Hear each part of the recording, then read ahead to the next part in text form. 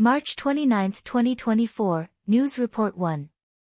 According to Reuters, officials from the U.S. Department of Commerce stated at the annual Export Control Conference on March 28 that the U.S. is drafting a list to prohibit U.S. companies from exporting key technology and equipment to some advanced chip manufacturers in China.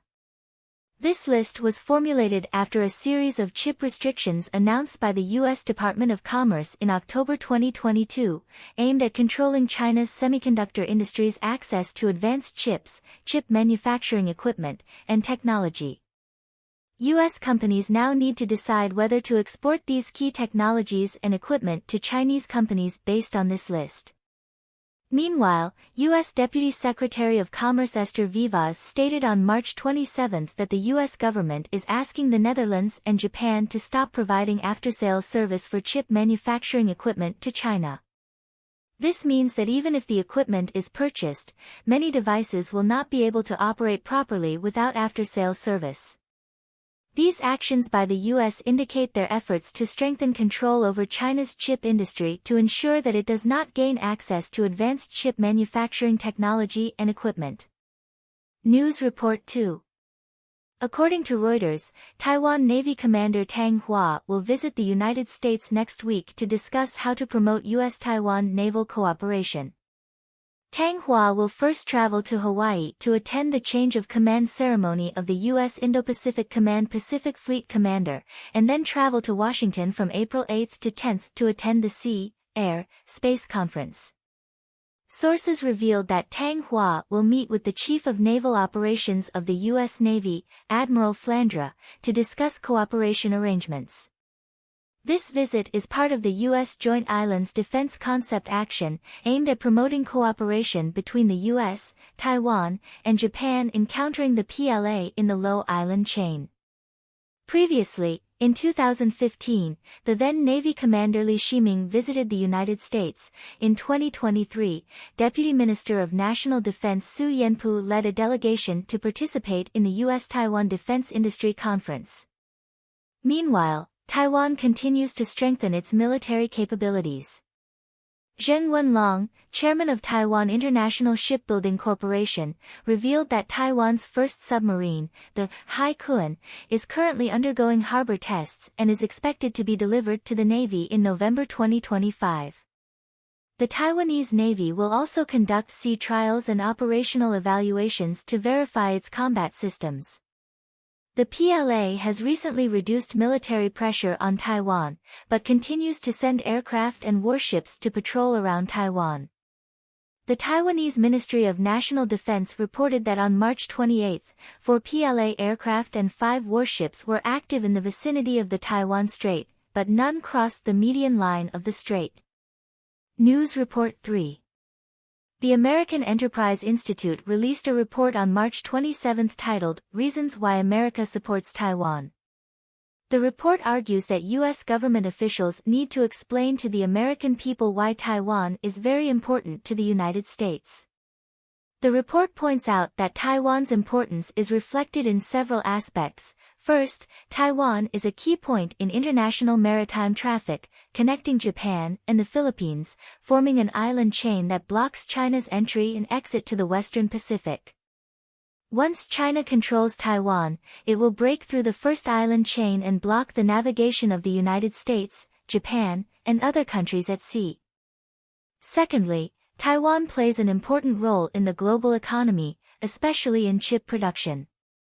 Taiwan supplies 90% of the world's advanced chips, which are widely used in high-tech fields such as rockets and aircraft. If a war breaks out in Taiwan, many factories will stop production, affecting the global industrial chain. The report suggests that U.S. policymakers should explain to the American people how the Taiwan issue affects their lives in order to make the Taiwanese people understand the necessity of U.S. support for Taiwan.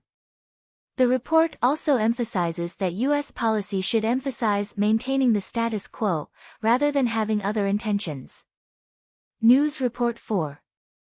According to Canada's Global News, the education boards of the 4 largest school districts in Ontario recently filed lawsuits against several companies. The companies sued include TikTok, Meta, the parent company of Facebook and Instagram, Snapchat, and other social platforms. The education boards are seeking $4 billion in compensation from these companies, claiming that these social platforms affect students' thinking, behavior, and learning. Education board officials pointed out that these social platforms are designed to attract high usage, which can easily lead to addiction and brainwashing effects. The education boards stated that many students using social platforms have experienced social withdrawal, anxiety, lack of concentration, and even cyberbullying. The board's representative lawyers stated that the algorithms of social media platforms have addictive problems and do not limit young people's usage time. He also pointed out that the addictive problem of social platforms is global, and if each country files a lawsuit, these social platforms may face bankruptcy. News Report 5. The South China Morning Post reported that Chinese President Xi Jinping has handed over the leadership of the Central Cyberspace Affairs Commission to Kai Chi, the Secretary of the Secretariat. Sources revealed that Kai Chi took over the Central Cyberspace Affairs Commission in the first half of last year, but the Chinese authorities have not yet announced the relevant appointment. The Central Cyberspace Affairs Commission, usually referred to as the Cyberspace Administration, is responsible for China's cybersecurity and informationization. Its responsibilities include managing Internet content, such as deleting posts and accounts. In 2014, the Central Leading Group for Cybersecurity and Informatization was established, with Xi Jinping as the leader, replacing the State Council's National Informatization Leading Group. In 2018, the leading group was expanded to the Central Cyberspace Affairs Commission, responsible for China's cybersecurity and informationization work. In the Division of Labor of the Central Political Bureau, Kai Chi is in charge of ideology, and the Cyberspace Administration is his area of responsibility. If Kai Chi becomes the director of the Cyberspace Administration, Li Chang will not continue to serve as the deputy director, as Li Chang is the premier and cannot serve as the deputy director. The report suggests that Xi Jinping will no longer serve as the director of the Cyberspace Administration and will be succeeded by Kai Chi. News Report 6. According to Securities Times, Bank released its financial report for last year on March 28. Last year, Bank's revenue was 465.7 billion yuan, a decrease of 7.5%, and its profit was 12.1 billion yuan, a sharp drop of 46%. The sole reason for the sharp drop in Bank's profit is the decline in housing prices. The first half of this year is the peak period for Bank's USD bond maturity.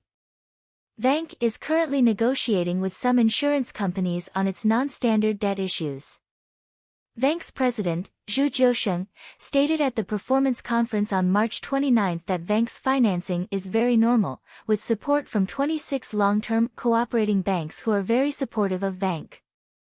Zhu Jiusheng also mentioned that Bank's major shareholder, Shenzhen Metro, will provide substantial support in the 100 billion yuan range, and the new source of funds is sufficient to make up for the original shortfall. However, some netizens expressed doubt, questioning whether the 100 billion yuan could solve all of Bank's problems, and why Shenzhen Metro is supporting Bank at this time, sparking some discussions. Netizens also analyzed the acquisition of Bank by the Shenzhen municipal government, pointing out that the Shenzhen municipal government's stock in Bank has been halved, resulting in huge losses. The Shenzhen municipal government has incurred losses of up to 41.7 billion over 7 years through its holdings in Bank and still has more than 50 billion in debt to repay, with Shenzhen Metro having already saved Bank with 10 billion and possibly lending another 10 billion. These issues indicate the dilemma Bank is facing. News Report 7. According to the Wall Street Journal, U.S. President Biden, along with former Presidents Obama and Clinton, attended a fundraising event in New York on March 28. Obama and Clinton have raised $25 million for Biden, setting a new record for single-day fundraising, exceeding the amount raised by Trump in 2 months. At the fundraising event, guests who wanted to take photos with Biden, Obama, and Clinton had to pay $100,000. It is very rare for the current president and two former presidents to fundraise together, usually only seen at events such as library openings or funerals. Biden has a close relationship with Obama, having served as his vice president. Biden also has a good relationship with Clinton, with the two having a long-standing relationship. During Clinton's impeachment, Biden voted to acquit Clinton, demonstrating their mutual support. Clinton's former campaign strategist stated that Trump's threat brought them together, as they were concerned that Trump would win the election, so they came out to help Biden raise funds. On the other hand, Trump is also fundraising in Palm Beach, Florida, with the goal of raising $33 million, led by former Treasury Secretary Paulson. Paulson stated that the fundraising event has been very enthusiastic, raising over $33 million. It is expected that this year's U.S. presidential election will have the most expensive campaign ever, as large-scale fundraising has become a key battleground for both sides. News Report 8. New York Asian Radio reported that Yu Minhong, the founder of New Oriental, invited Geely's chairman Li Shufu to participate in a live broadcast on March 28. Li Shufu mentioned the June 4 incident multiple times during the program, leading to the closure of the live broadcast. Afterwards, Li Shufu invited Yu Minhong to visit Geely's satellite factory in Taizhou to promote his new car. During the interview, Li Shufu talked about his entrepreneurial experience, including founding Geely, acquiring Volvo, Lotus, and Malaysian Proton, among other companies. The report pointed out that Li Shufu, who is 60 years old this year, has a net worth of 175 billion yuan, ranking 9th. Li Shufu showed a different image from other Chinese billionaires in the interview, with what is considered to be a unique story. News Report 9. Reuters reported that the U.S. federal government has provided $60 million in emergency funding to Maryland to rebuild the collapsed Baltimore Key Bridge. This is the fastest funding support provided by the U.S. federal government after a disaster. Maryland governor requested $60 million in reconstruction funds from the U.S. federal government on March 28, and the U.S. Department of Transportation approved the request within a few hours. Typically, approval for such appropriations takes several days. The U.S. Department of Transportation issued a statement saying that the $60 million appropriation would serve as initial funding for the bridge's reconstruction, with additional emergency funding to be provided as the project progresses. Building experts estimate that the reconstruction of the Key Bridge will cost about $600 million. The Key Bridge collapsed in the early hours of March 26 after being hit by a container ship from Singapore. 2 bodies of the deceased have been found, and 4 others are still missing and presumed dead. For safety reasons, the collapsed bridge structure must be dismantled first, and then divers will be dispatched to retrieve the bodies of the deceased. News Report 10. A California court sentenced 3 Chinese individuals on March 25 for a major case involving using fake iPhones to obtain genuine iPhones from Apple stores. The mastermind, Liao Zhiwei, was sentenced to 4 years and 3 months in prison, while his accomplices, Liao Zhiming and Liao Zitan, were sentenced to 3 years and 5 months. Liao Zhiwei owned 2 luxury homes, $120,000 in cash, and more than 200 genuine Apple iPhones, all of which were confiscated. The case revealed that the Liao brothers started importing fake iPhones and iPads from China in 2011, then intentionally damaged them to exchange for genuine devices at Apple stores. They used this method to obtain more than 10,000 iPads and iPhones, causing a loss of $6 million to Apple. It was reported that the Liao brothers hired hundreds of people to participate in this activity, which was not discovered until 2019. There are reports that the iPhones imported by the Liao brothers from China may not have been fake, but genuine. If you have ever bought a second-hand iPhone in Huajiang North, you will know that there are many such devices there, which may have been used to exchange for new ones after old iPhones were damaged.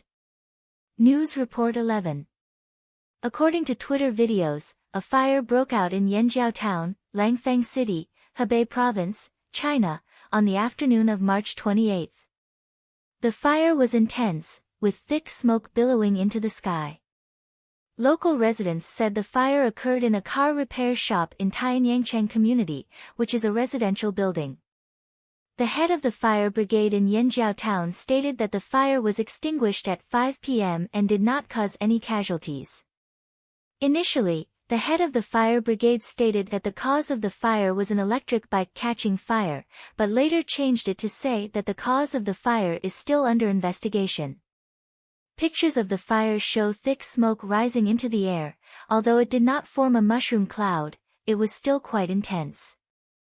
The location of the fire is only 2 kilometers away from where a major explosion occurred on March 13. On the morning of March 13 at 8 a.m., a major explosion occurred in Yanjiao town, causing a 4-story building to be almost destroyed, and a nearby building was also turned into a frame. The initial investigation concluded that the explosion was caused by a gas pipeline. However, there are online reports that the explosion was caused by a missile accidentally fired by the PLA. This fire has raised public doubts about the true cause of the accident. News Report 12. During the 4-day Easter holiday in Hong Kong, a large number of residents chose to vacation in Shenzhen. According to data released by the Hong Kong Immigration Department, as of 4 p.m. on March 29, 630,000 Hong Kong residents chose to leave the city through the Luohu port to enter Shenzhen. In the morning, there were long queues at Luohu Port of Hong Kong-Zhuhai-Macau Bridge, and West Kowloon High-Speed Rail Station, with people waiting in line for half an hour to pass through customs. Due to the long wait times, some people chose to give up. Therefore, on the day before the holiday, March 28, 380,000 people had already traveled to the mainland in advance. The Immigration Department estimates that during the holiday period from March 28 to April 7, the number of inbound and outbound passengers will reach 11 million. With a large number of Hong Kong residents traveling to Shenzhen for consumption, the Hong Kong market has become deserted, and there are reports of shops closing down across various industries.